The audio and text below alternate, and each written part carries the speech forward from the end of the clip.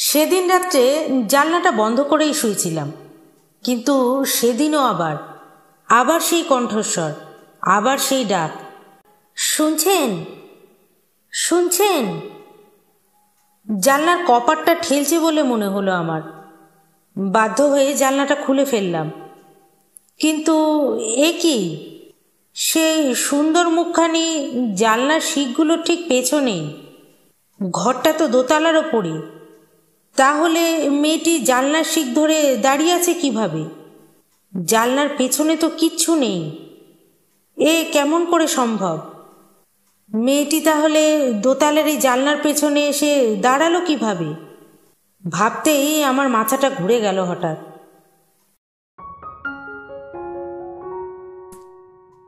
নমস্কার শ্রোতা বন্ধুরা, আমার গল্পের আসরে সবাইকে স্বাগত। সকলের কুশল কামনা করে আজের গল্প পাঠ শুরু করছি। আজ আমি আপনাদের শোনাচ্ছি শৈলজা নন্দ মুখোপাধ্যায়ের কলমে একটি রহস্য রোমাঞ্চ ভৌতিক গল্প, কে তুমি। গল্পটি শেষ পর্যন্ত শোনার জন্য সকলের কাছে অনুরোধ রইল। ভালো লাগলে অবশ্যই লাইক করবেন, শেয়ার করবেন এবং কমেন্ট করবেন। আপনাদের একটা লাইক আমাকে অনুপ্রাণিত করবে এরকমই আরও ভালো ভালো গল্প আপনাদের সামনে পাঠ করে শোনাতে। আর আমার চ্যানেলটিকে সাবস্ক্রাইব করতে কিন্তু ভুলবেন না। পাশে থাকা বেল আইকনটা অবশ্যই প্রেস করে রাখবেন, যাতে যখনই আমি গল্প আপলোড করব আপনাদের কাছে তক্ষুনি নোটিফিকেশন পৌঁছে যাবে। আপনাদের সহযোগিতা, ভালোবাসা আমার একমাত্র কাম্য। শুরু করছি আজকের গল্প। গ্রাম আমি কখনো দেখিনি। শহরেই জন্ম, শহরেই বড় হয়েছি, শহরেই কেটেছে জীবনের এই 25টি বসন্ত। আমার এক বন্ধু জুটেছে চাকরি করতে গিয়ে। ওর নাম সুজিত। বীরভূম জেলার কোন একটি গ্রামে তার বাড়ি। বাড়ির অবস্থা মন্দ নয়। হঠাৎ একদিন সুজিত আমাকে বললে, যাবি আমাদের বাড়ি? গ্রাম কখনো দেখিসনি বলছিস, দেখে আসবি। সামনেই 4 দিন ছুটি। বললাম যাব। সুজিতদের গ্রামে এসেছি, রেল স্টেশন থেকে বহু দূরে। কিছুটা গরুর গাড়িতে আর কিছুটা পায়ে হেঁটে যেতে হয়। 2 বন্ধুতে মিলে আনন্দ করে তাই গেলাম। গ্রামখানি চমৎকার, ঢেউ খেলানো মাটি, চারদিকে ধানের মাঠ। গ্রামের দক্ষিণে একটা জঙ্গল, শাল, তাল আর তমাল গাছের সারি। মনে হয় প্রতিটি গাছ যেন যত্ন করে পোতা। একে এরা জঙ্গল কেন বলে বুঝতে পারলাম না। পরিষ্কার পরিচ্ছন্ন মাটির ওপরে শ্রেণীবদ্ধ গাছের ছায়ানিবিড় তপবনের মতো স্নিগ্ধ শ্যাম জায়গাটি আমার এত ভালো লাগলো যে সহজে সেখান থেকে আসতে মনই চাইল না। সুজিতদের বাড়িখানা পুরনো, আগেকার দিনের তৈরি দোতলা বাড়ি। কিছুটা ভেঙে গেছে আর কিছুটা মেরামত করা হয়েছে। দোতলার একটি ঘরে আমার শোয়ার ব্যবস্থা হয়েছে। দক্ষিণ দিকে জানলাটি খুললেই দেখা গেল পাশেই একখানি মাটির বাড়ি। পোড়ো বাড়ি বলেই মনে হয়। লোকজন কেউ বাস করে না। উঠোনে একটি আমের গাছ। গাছে তখন অজস্র মুকুল ধরেছিল। আমের মুকুলের গন্ধে আমার ঘরখানা যেন ভরে আছে। রাত্রি তখন কত ঠিক মনে নেই। সেদিন কার ডাকে যেন আমার ঘুমটা ভেঙে গেল। শুনছেন শুনছেন, স্ত্রীলোকের কণ্ঠস্বর। জানলার পথে তাকিয়ে দেখলাম সেই পোড়ো বাড়িটার উঠোনের আম গাছটির তলায় তন্নি এক তরুণী দাঁড়িয়ে আছে। জ্যোৎস্নার আলো পড়েছে পুরো আম গাছটার ওপর, আর তারই ফাঁকে ফাঁকে যে আলো বেরিয়ে এসছে সেটি পড়েছে মেয়েটি সর্বাঙ্গে। মেয়েটি সুন্দরী বলেই মনে হলো। জিজ্ঞাসা করলাম, কি বলছেন? মেয়েটি বললে, আমার মা কোথায় বলতে পারেন? আমি বললাম, আমি নতুন এসেছি এ গ্রামে, আমি কিছু জানি না। আর কিছু বলল না মেয়েটি। মনে হলো যেন সে চলে গেল। আলো ছায়া ঘেরা সেই গাছের তলায় তাকে আর দেখতে পেলাম না। কোন দিক দিয়ে কোথায় গেল বুঝতেও পারলাম না। ঘটনাটা আমি ভুলতে পারছিলাম না। পরদিন সকালে সমস্ত কথা বললাম সুজিতকে। সুজিত তখন বলল, ও জানলাটা আর খুলিস না, বন্ধই থাক। আমি ওকে জিজ্ঞাসা করলাম, কেন বল দেখি, আর মেয়েটাই বা কে? সুজিত তখন বলল, না না, সেরকম কিছু না। কি দরকার পরের মেয়ের ব্যাপারে? তুই দুদিনের জন্য বেড়াতে এসেছিস। বুঝলাম, ঠিক আছে, সেই ভালো। সেদিন রাত্রে জানলাটা বন্ধ করেই আমি শুয়েছিলাম। কিন্তু সেদিন আবার আবার সেই কণ্ঠস্বর, আবার সেই ডাক, শুনছেন শুনছেন? জানলার কপাটটা ঠেলছে বলে মনে হলো। বাধ্য হয়ে জানলাটা খুলে ফেললাম। কিন্তু এ কি, সেই সুন্দর মুখখানি জানলার শিকগুলো ঠিক পেছনে। মেয়েটি মনে হলো যেন জানলার শিক ধরে দাঁড়িয়ে রয়েছে। কিন্তু কেমন করে তা সম্ভব? জানলার পেছনে তো কিচ্ছু নেই। মেয়েটি তাহলে দাঁড়িয়ে আছে কিসের উপরে? এ কথা ভাবতেই হঠাৎ করে আমার মাথাটা ঘুরে গেল। আমি বললাম, আমি জানি না, কাল তো বলেছি আপনাকে। আমার কপালে তখন বিন্দু বিন্দু ঘাম দেখা দিয়েছে। আমি কাঁপছি ঠকঠক করে। জানলাটা বন্ধ করতেও পারছি না, চিৎকার করে ডাকতেও পারছি না সুজিতকে।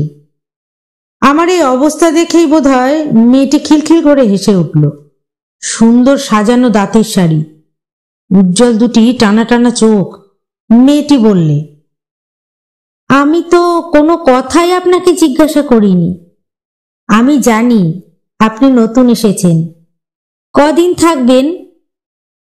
খানিকটা সাহস সঞ্চয় করে জানলাটা বন্ধ করবার জন্য হাত বাড়িয়েছিলাম বোধহয়, কিন্তু জানলাটা বন্ধ করবার অবসর আমি পেলাম না।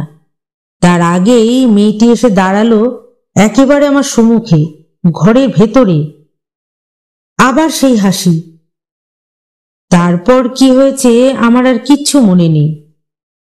বোধহয় অজ্ঞান হয়ে পড়েছিলাম। জ্ঞান ফিরে এলে দেখলাম আমি শুয়ে আছি সুজিতের ঘরে।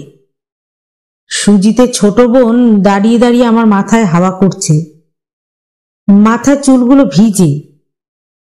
বোধহয় আমার মাথায় জল ঢালা হয়েছে। সুজিত কিছুটা দূরে দাঁড়িয়ে হাসছে। আমি জিজ্ঞাসা করলাম, হাসছিস যে, কি হয়েছে রে? সুজিত তখন বলল, কি রকম ভিতুরে তুই? ওরকম করে চেঁচিয়ে উঠেছিলি কেন? কেন তা আমি তাকে কেমন করে বলি? শুধু আমি ওকে বললাম, তারপর? সুজিত বললে, তোর চিৎকার শুনে ছুটে গেলাম। ভাগ্যিস দৌড়ে খিল বন্ধ করিসনি, নইলে কি যে হতো কে জানে। আমি আর কোনো কথা বললাম না। খুব হয়েছে আমার গ্রাম দেখা। পরের দিনই বললাম, আমি কলকাতায় যাব। সুজিতকেও আসতে হলো আমার সঙ্গে। গ্রামে থাকতে সুজিত আমাকে কোনো কথাই বলেনি, কোনো রহস্যই ভাঙেনি। ট্রেনে আসতে আসতে সুজিত বললে, বেচারা সুবি, ওকে আমরা সবাই দেখেছি, কিন্তু আমাদের গা সওয়া হয়ে গেছে, আমরা আর গ্রাহ্য করি না। মেয়েটা আসে, তার মায়ের খবর জানতে চায়। আমি কিছুই বুঝতে পারছি না। আমি সুজিতকে বললাম, সব কথা খুলে বল। সুজিত তখন বলল, শোন তাহলে, সংসারে মাত্র দুটি মানুষ, মা আর মেয়ে। মায়ের বয়স হয়েছে, মেয়ের বয়স এই সবে 18 কি 19, কিন্তু দুজনেই বিধবা। ঝগড়াঝাটি তাদের 24 ঘন্টা লেগেই থাকে। মেয়েটাই দিবা রাত্রি খিটির খিটির করে, মায়ের সঙ্গে ঝগড়া করবার ছুতো খুঁজে বেড়ায়। আবার অবাক কাণ্ড, খানিকটা ঝগড়া করে নিজেই শেষে পা ছড়িয়ে কাঁদতে বসে। সুবীর মা বলে, তুই একটা কিছু না করে ছাড়বি নে দেখছি। মাথার এক পিঠ চুল এলিয়ে এই ভর দুপুরবেলা কাঁদতে বসলি যে, আয় চুলগুলো বেঁধে দি। এই বলে চুলগুলো বেঁধে দেওয়ার জন্যই মা হয়তো তার কাছে এগিয়ে যায়, কিন্তু মেয়ে তখন রেগে একেবারে টং। চুলে হাত দিতে সে কিছুতেই দেবে না। যাও যাও, খুব হয়েছে, তোমাকে আর আমার চুল বাঁধতে হবে না। মায়ের চোখ দুটো তখন জলে ভরে আসে। আঁচলে চোখ মুছে বলে, থাক তবে, কাঁদ এখানে। এই বলে ধীরে ধীরে সে ঘর থেকে বেরিয়ে যায়। বেরিয়ে গিয়ে এ বাড়ি খানিকক্ষণ বসে, ও বাড়ি খানিকক্ষণ বসে। কথা বলবার মতো কাউকে যদি পায় তো বলে। এই বয়স আর এই রূপ নিয়ে বিধবা হলো আমার মেয়েটা। মেয়েটার মুখের পানে আর তাকাতে পারছি না। প্রতিবেশিনী হয়তো আশ্বাস দেয়, ভেবো না গো দিদি, গা সওয়া হয়ে যাবে একদিন। সুবীর মা কিন্তু তার নিজের কথাই বলতে থাকে। আমার কি মনে হয় জানিস বাছা, মনে হয় এই নিয়ে সুবি হয়তো দিবা রাত্রির ভাবে, ভেবে যখন আর কিছু কুলকিনারা পায় না তখন হয়তো অমনি করে, হয় কাঁদতে বসে, নয়তো ঝগড়া করবার জন্য খুনসুটি করে বেড়ায়। প্রতিবেশিনী মেয়েটি এবার নীরবে শুধু ঘাড় নেড়ে কথাটা সমর্থন করে। সুবীর মা তার মুখের পানে তাকিয়ে বলে, বুঝতে সবই পারি বাছা, কিন্তু মা হয়ে আমি যে আর সইতে পারি না। বলতে বলতে ঠোঁট দুটো তার থরথর করে কাঁপতে থাকে, চোখ দিয়ে দরদর করে জল গড়িয়ে আসে। সে চোখের জল আর কিছুতেই থামতে চায় না, আঁচল দিয়ে মোছে, আর তৎক্ষণাৎ কানায় কানায় ভরে ওঠে। মায়ের সে কান্না বুঝি বিধাতারও আর সহ্য হলো না, তাই সে কান্নার পালা হঠাৎ একদিন চুকে গেল। বিধাতা চুকিয়ে দিলেন কি সুবি নিজেই চোকালো কে জানে। সেদিন দুপুরে মা আর মেয়ে দুজনেই খেতে বসেছে। ভাত চিবোতে গিয়ে কটাং করে সুবি তার দাঁতে একটা কাকড় চিবিয়ে ফেললে। হাতের গ্রাসটা তৎক্ষণাৎ সে থালার উপর ছিটকে ফেলে দিয়ে বলে উঠল, না আর পারিনি বাবা। কেন, চালগুলো বেছে নিতে পারোনি? মা বললে, চাল আর কত বাজবো বাছা, ভাতে কাকড় পাথর দু একটা অমন থাকে, তাই বলে তোর মতো এমন বিটকেল কেউ করে না বাছা, নে খা। মেয়ে আর না খেয়ে হাত গুটিয়ে বসে রইল দেখে মায়ের মনে সত্যি এবার একটুখানি রাগ হলো। বললে, এমন তিরিক্ষে মেজাজ তোর কেন হলো সুবি? কই আগে তো অমন ছিলি নে। সুবীর মুখখানা ভারী হয়ে উঠল। তাই দেখে মা আবার বললে, এতই যদি নবাবের মেয়ে হয়ে থাকিস তো চালগুলো কাল থেকে তুই নিজেই বেছে দিস। তাই দেব। বলে থালাটাকে হাত দিয়ে সরিয়ে সুবি উঠে দাঁড়ালো।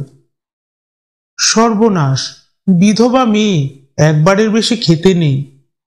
মা চট করে হাত বাড়িয়ে তার আঁচলটা চেপে ধরে বলল, বস মা বস, চাটি খেয়ে নে, কেউ দেখেনি, কোনো দোষ হবে না, নে বস। ঝাঁকানি দিয়ে সুবি তার আঁচলটা সরিয়ে নিলে আর বললে, না আর খাবো না। সারাদিন খেতে পাবি না যে রে হতভাগী, উপোস দিয়ে মরবি? মরণ হলেই তো বাঁচি, মরণ যে হয় না ছাই। মা তখন রাগে দুঃখে বলে উঠল, তাই মর তুই, আমারও হাতটা জুড়োয় তাহলে। বিড়বিড় করে কি যেন বলতে বলতে সুবি আঁচাতে চলে গেল। মাইবার কেমন করে খায়। থালাটা সরিয়ে দিয়ে মা উঠে দাঁড়ালো। খিড়কির পুকুর থেকে হাত মুখ ধুয়ে এসে সুবি দেখলো এঁঠো থালা তেমনি পড়ে আছে, আর ঘটির জলে উঠোনে হাত ধুয়ে মা ঘর থেকে বেরিয়ে গেছে। তার মা সেদিন যেখানে সেখানে কেঁদে কেঁদে সারা হলো। একবার এর বাড়ি গিয়ে কাঁদে, একবার ওর বাড়ি গিয়ে কাঁদে, আর দুঃখে হাহুতাশ করে বলে, না, রইল ওই দস্যি মেয়ে আমার বাড়িতে। আমার দেখছি কোনো দেশে গিয়ে পালাতে হবে। আমি আর পারছি না ওই মেয়ে নিয়ে। প্রতিবেশী মেয়েরা কেউ সান্ত্বনা দেয়, কেউ বা বলে, কি জানি মা, তোমাদের ঝগড়ার আমরা কিছু বুঝিই নি। সুবীর মায়ের দু চোখ দিয়ে জল গড়াতে থাকে। বলে, বুঝতে কি চাই আমিও পারি বাছা? ও যে কেন অমন করে তা কে জানে। সুবীর মা এ বাড়ি থেকে উঠে আরেক বাড়িতে বসে, সেখান থেকে গিয়ে আবার আরেক বাড়িতে বসে, আর যে বাড়িতেই যখন যায় সেখানেই সে কান্না আর সেই একই কথা। আর একটা কথা সে বারবার বলছিল সেদিন, আজ আর আমি বাড়ি ঢুকছি নে, দেখি মেয়ে আমায় খুঁজতে আসে কিনা। এমন করে এ বাড়ি সে বাড়ি করতে করতে একসময় সূর্য ডুবল। রোজ ঠিক এমন সময় পুকুর থেকে এক কলসি করে খাবার জল তাকে আনতে হয়। পাড়ার মেয়েরা সবাই কলসি কাকে নিয়ে পুকুরে যাচ্ছিল। করালির মা সুবীর মাকে বলল, চলো না হয় দিদি, আমারই একটা কলসি নিয়ে আজকে চলো। সুবীর মা তখন বলল, না বাছা, থাক, আজ আর আমি যাব না। মজাটা একবার বুঝুক মেয়েটা। মজা বোঝবার জন্য সে বসে রইল বটে, কিন্তু দেখতে দেখতে চারদিকে আঁধার হয়ে এলো। ঘরে ঘরে প্রদীপ জ্বলল, তবুও সুবি তাকে ডাকতে এলো না। মায়ের মন ঘর ছেড়ে এমন করে কতক্ষণই বা বাইরে থাকে। তুলসী তলায় এখনো হয়তো সন্ধে পড়ল না। এতক্ষণে সে হয়তো তার নিজের লণ্ঠনটি জেলে নিয়ে রামায়ণ পড়তে বসে গেছে। মা তার বাঁচলো না মরল বয়ে গেছে তার দেখতে। সরু একটা গলির শেষ প্রান্তে তাদের এই ছোট্ট মাটির ঘরখানি, চারিদিকে মাটির প্রাচীর দিয়ে ঘেরা। সদর দরজা পেরিয়ে বাহাতি উঠোনের একপাশে বহুদিনের প্রাচীন একটা আমের গাছ, অজস্র ডালপালা বিস্তার করে জায়গাটাকে অন্ধকার করে রেখেছে। তা হলেও ঘরে যদি আলো জ্বলে তো বাইরে থেকে টের পাওয়া যায়, কিন্তু আলো জ্বলা তো দূরে থাক। সুবীর মা সদর দরজা ঠেলে ঘরে ঢুকতে গিয়ে দেখে দরজাটা ভেতর থেকে বন্ধ। সে হাঁক দিয়ে বলে, সুবি, ও সুবি, দরজাটা খোল। দেখো দেখি মেয়ের কাণ্ড, ঘরে ঢুকতে না দেওয়ার মতলব করেছিস? ভেতর থেকে সুবি সারা কিছুতেই দেয় না, দরজাও খোলে না। কাছেই তারাপদদের বাড়ি। তারাপদ তখন সবেমাত্র গোয়ালে গরুগুলোকে খেতে দিয়ে ঘরে এসে বসেছে। এমন সময় সুবীর মা এসে বললে, আয় তো বাবা, সুবীরকে একবার আচ্ছা করে ধমকে দিবি। সদর দরজায় খিল দিয়ে বসে আছে, আমাকে ঢুকতে দেবে না। তারাপদ হেসে বলল, ঝগড়া হয়েছে বুঝি? এই বলে লণ্ঠনটি হাতে নিয়ে ঘর থেকে বেরিয়ে এলো। দরজায় বার কতক জোরে জোরে ধাক্কা দিয়ে বলল, খোল বলছি সুবি, নইলে কিছু বাকি রাখবো না। দরজা তবুও খুলল না। লণ্ঠনটা হাত থেকে নামিয়ে তারাপদ বললে, তুমি দাঁড়াও মাসি, আমি পাঁচিল টপকে দরজাটা খুলে দিই। খাটো মাটির প্রাচীর, উঠতে বেশি বেগ পেতে হলো না, কিন্তু ঝুপ করে ওপাশে নেমেই সন্ধ্যার আবছা অন্ধকারে কি যেন দেখে সে আম গাছের তলা থেকে সহসা বিকৃত কণ্ঠে চিৎকার করে উঠল, মাসি, মাসি। বাইরে থেকে সুবীর মা বললে, কি বাবা? কিন্তু জবাব দেওয়ার অবসর তখন আর নেই। দড়াম করে দরজাটা খুলে ফেলেই তারাপদ কাঁপতে কাঁপতে বাইরে বেরিয়ে এলো। তাড়াতাড়ি লণ্ঠনটা তুলে নিয়ে সে আম গাছের তলা গিয়ে দেখে সর্বনাশ। সুবীর মা তো অস্ফুট কণ্ঠে বিকট একটা চিৎকার করে সেখানেই আছাড় খেয়ে পড়ল।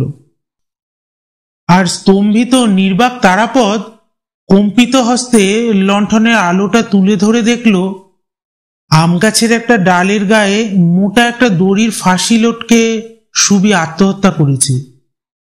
পায়ের নিচে দড়ির ভাঙা খাটিয়াটা উল্টে পড়ে আছে। টকটকে ফর্সা গায়ের রং যেন দুধে আলতায় গোলা। পিঠের ওপর ঢেউ খেলানো কালো এক পিঠ চুল। কিন্তু মুখের চেহারা দেখলে আর সে সুবি বলে চেনবার উপায় নেই। দাঁতের ফাঁকে খানিকটা জিভ বেরিয়ে গেছে, চোখ দুটো বড় বড়, গায়ের কাপড় চোপড় বেসামাল অবস্থায় লুটোচ্ছে।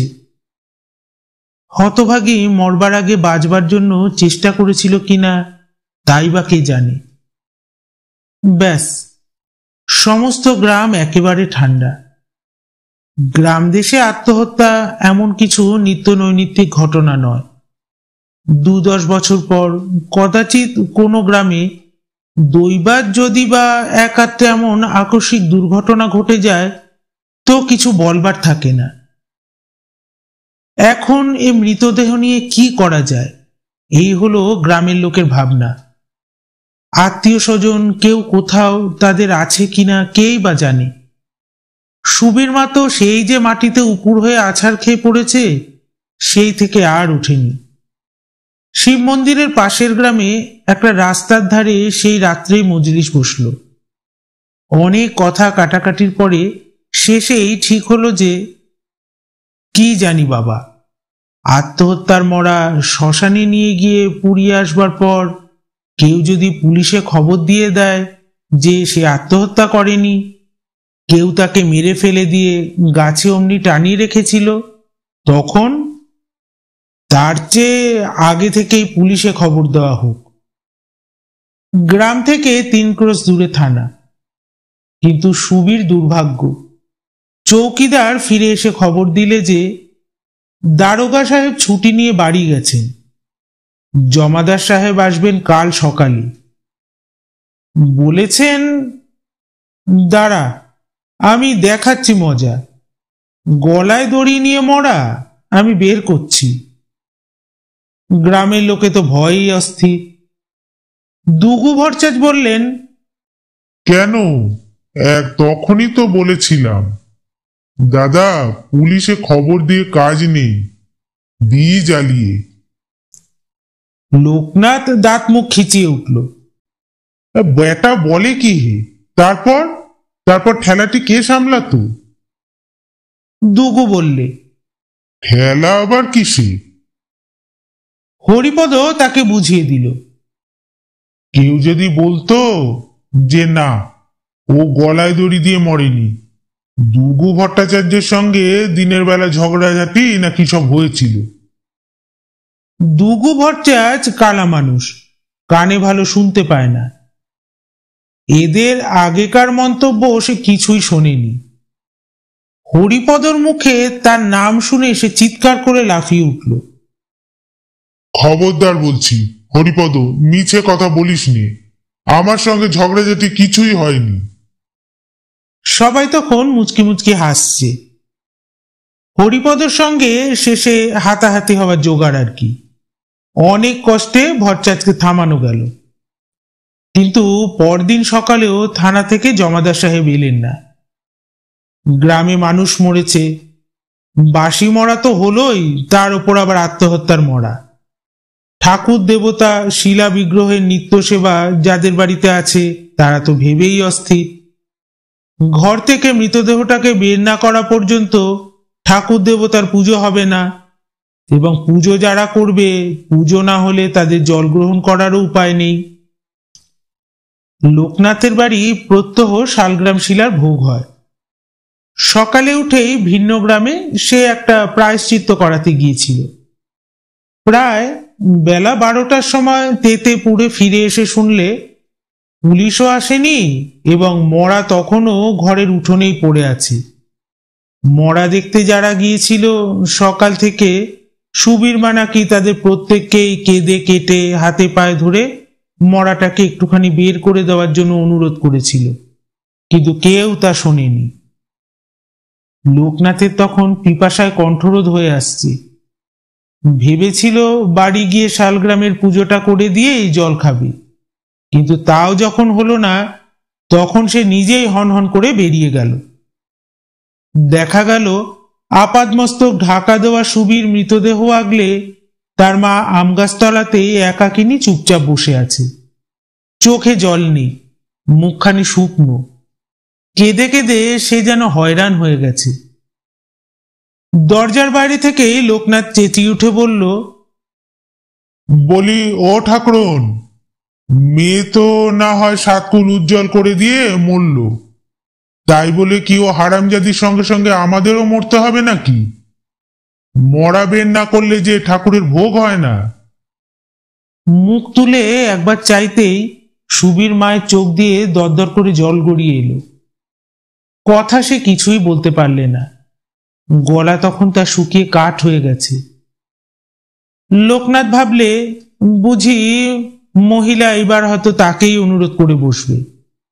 রাগের মাথায় এখানে আসবার আগে অতটা সে ভেবে দেখেনি, তাই সে তৎক্ষণাৎ ঘাতঘোত করতে করতে সেখান থেকে চলে গেল। জমাদার এলেন সন্ধ্যের সময়। পিলপিল করে লোকজন তার পিছু পিছু ঢুকলো সুবিদের বাড়ি, কিন্তু সেখানে গিয়ে দেখে আমগাছতলায় সেই ভাঙা খাটিয়াটা পড়ে আছে মাত্র। সুবীর মৃতদেহও নেই, আর সুবীর মাও নেই। কোথায় গেল তারা? বাগদিদের ঘরের একটি মেয়ে দূরে আঙুল তুলে দেখালো, পুকুর পাড়ে ওইখানে সুবিকে নিয়ে ওর মা বসে আছে। কিন্তু কখন যে সুবীর মা সুবিকে নিয়ে সেখানে গেছে কেউ তা জানে না। লোকনাথ চলে যাবার পর সুবীর মা নিতান্ত নিরুপায় হয়ে নিজেই একবার মৃতদেহটা তার কাঁধে তুলে নিয়ে যাওয়ার চেষ্টা করেছিল, কিন্তু ভারী মৃতদেহ কাঁধে তোলা তার পক্ষে সম্ভব হয়নি।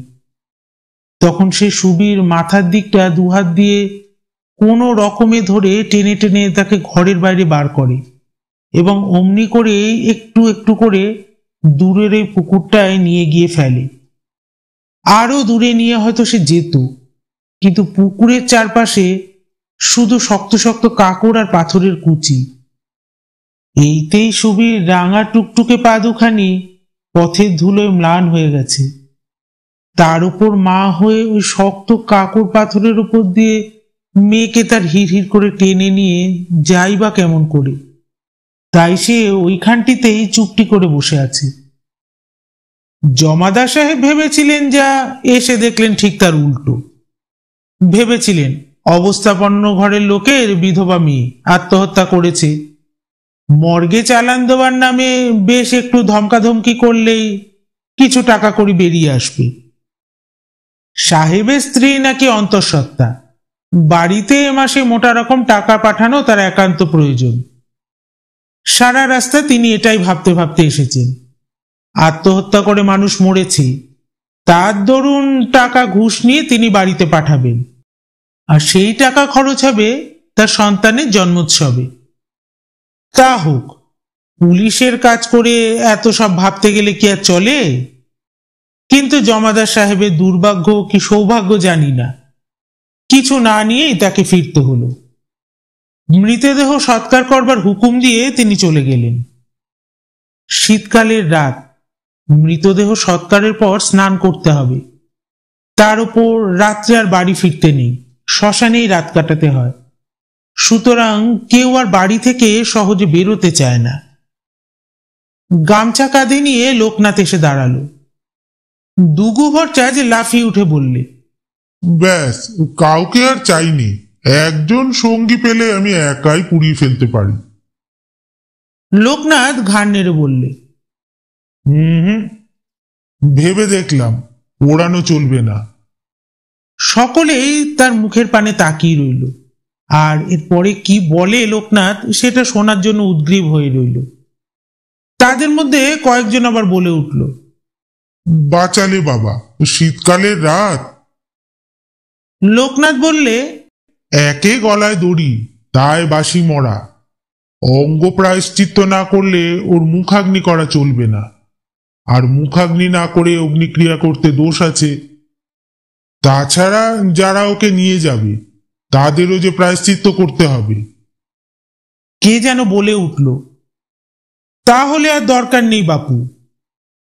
ভুবন তার মায়ের সাথে ঝগড়া করে মহা উৎসাহে গামছা কাঁধে নিয়ে এসে দাঁড়িয়েছিল। লোকনাথের কথা শুনে তার মা দরজা থেকে ডাকলে, ওরে ও ভুবন, তাহলে চলে আয় বাবা, শুনছিস তো? লোকনাথ বললে, শাস্ত্রে বলেছে, গলরজ্জু বৃক্ষ শাখায়াং ত্রিসন্ধাং কালেং যদি মৃত্যাকায়াং প্রথিতঞ্চ অগ্নিক্রিয়া নৈব নৈব চ। এরপরও যদি কেউ যেতে চায় তো যাক, আমার কোনো আপত্তি নেই। তবে আমার বিবেচনায় গ্রামের দুজন বাউরি বাগদি নিয়ে ওকে পুঁতে ফেলাই উচিত। এমন সময় বিকট একটা চিৎকারের শব্দে সবাই যেন চমকে উঠল। গ্রামের বাইরে থেকেই চিৎকারটা, মনে হলো যেন স্ত্রীলোকের কণ্ঠস্বর। হঠাৎ খেয়াল হলো সুবিকে আগলে সুবির মা সেই পুকুরের ধারে একাকী ওই অন্ধকারে এখনো চুপ করে বসে আছে। এ তারই গলার আওয়াজ। ব্যাপারটা দুগু ভরচাঁদ ভালো করে বুঝতে পারেনি।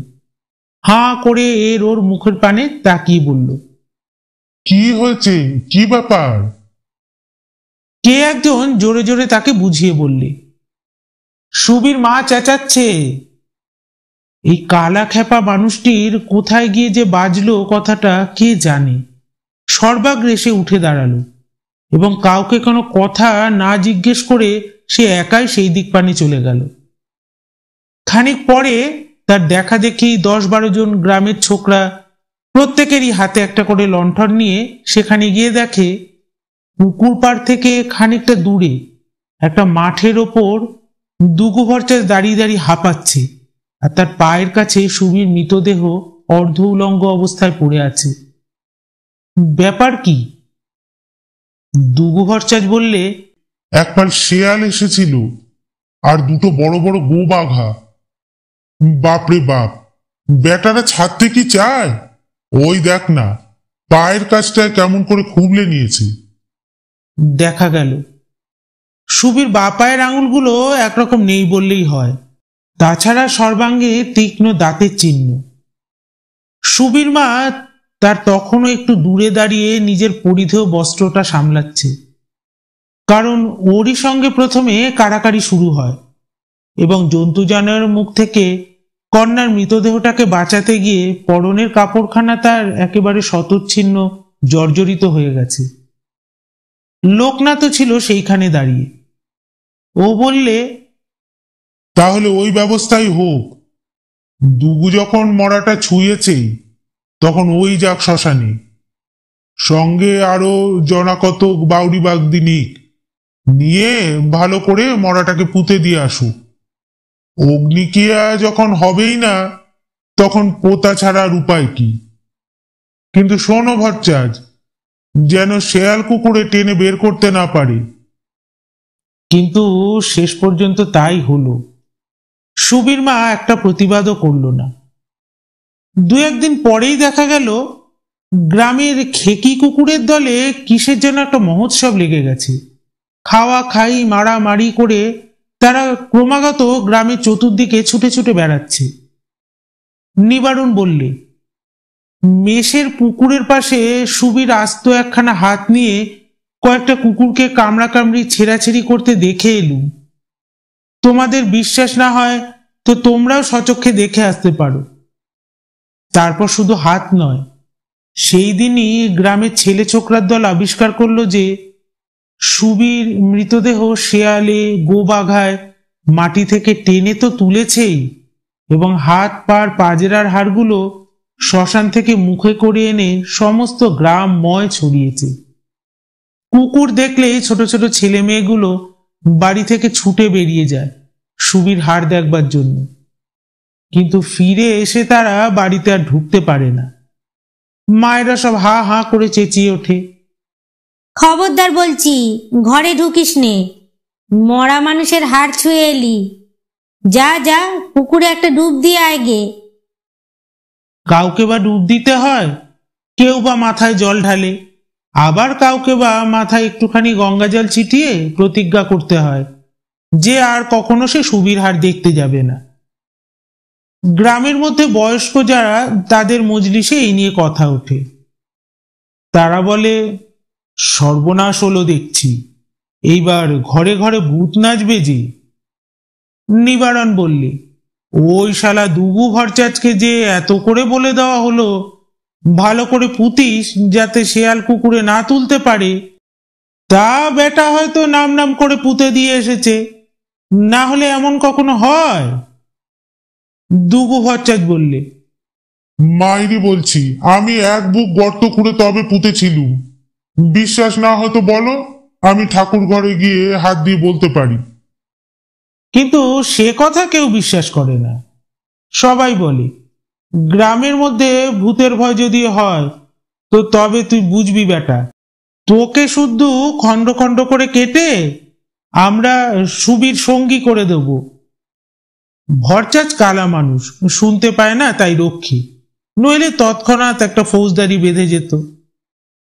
সেদিন থেকে এমন হলো যে সন্ধে হলে আর কেউ বাড়ি থেকে বেরোতে পারে না।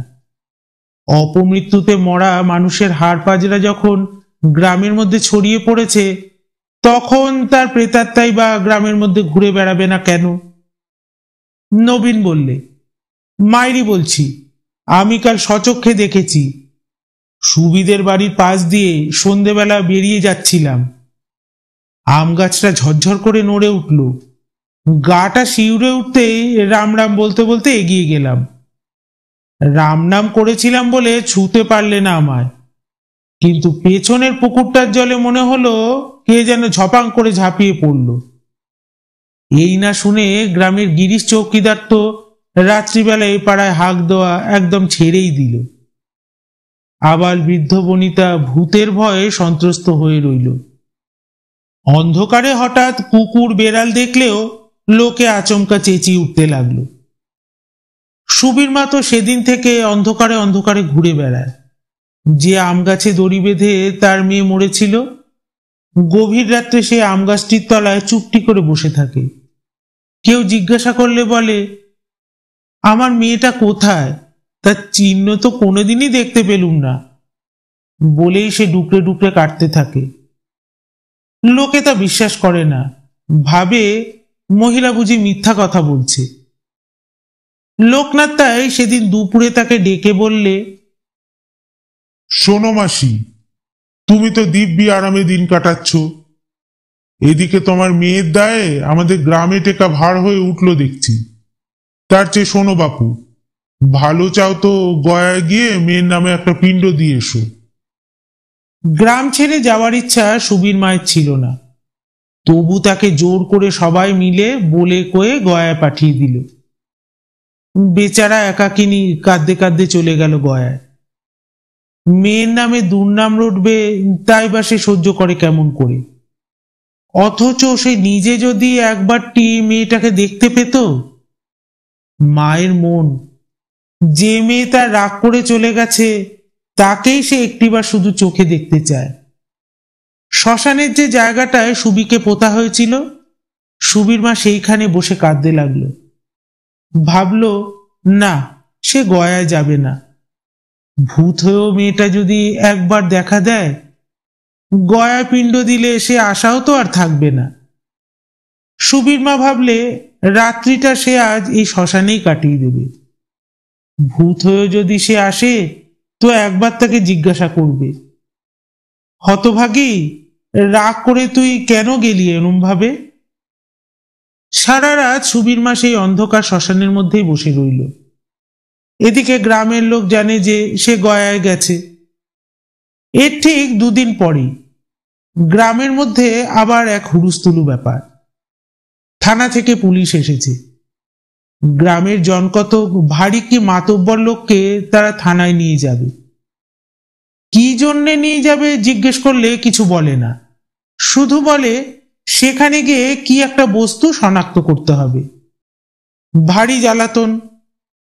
এই গ্রামের ওপরই যত অত্যাচার রে বাবা, লোকনাথ বললে। ভূতের উপদ্রব আর কাকে বলে তবেই দেখো।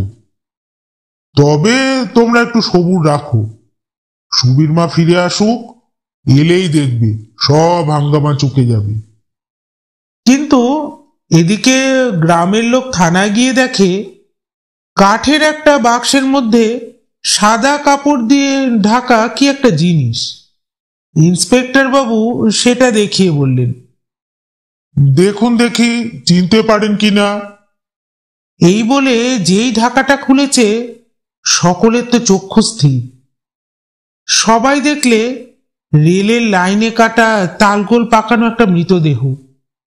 মুখখানা কিন্তু তখনও পর্যন্ত দেখলেই চেনা যায়, এ যে সুবীর মা। বাস সেই অবধি সুবিদের বাড়িখানা রইল এমনি করেই পড়ে। মানুষ বাস করা তো দূরে থাক, সন্ধ্যের অন্ধকারে ওপর দিয়ে কেউ আর সহজে যেতেও চায় না। যেতে হলে এখনো গা ছমছম করে। প্রথম বছর ঘরের চাল উড়ে গেল, দ্বিতীয় বছর কাঠামোটাও ভেঙে গেল। আজকাল খাড়া দাঁড়িয়ে রয়েছে শুধু ওই 4 পাট মাটির দেওয়াল। যে আম গাছে সুবি মরেছিল, গাছটা এখনো ঠিক সেইখানেই দাঁড়িয়ে গেছে। বছরের পর বছর ঠিক সময় তা শুকনো পাতা ঝরে, কচি কচি পাতাও গজায়, মুকুলের গন্ধে চারদিক আমোদিত হয়ে ওঠে। শেষে থলো থলো আম ধরে। কিন্তু গ্রামের মধ্যে এত যে ডানপিটে ছেলে, তারা কেউ আর সাহস করে ওই আম গাছটার তলা দিয়ে পেরোয় না। ও আম কেউ খায়ও না। গাছের আম গাছেই পাকে, আবার সময় হলে ঠিক মাটিতে পড়ে গড়াগড়ি যায়। গল্পটি এখানেই শেষ হলো। আশা করি আপনাদের ভালো লেগেছে। ভালো লাগলে অবশ্যই একটা লাইক করবেন আর আমার চ্যানেলটিকে সাবস্ক্রাইব করে নেবেন। আবার আসবো আমি এই রকমই আরেকটি গল্প নিয়ে। ধন্যবাদ।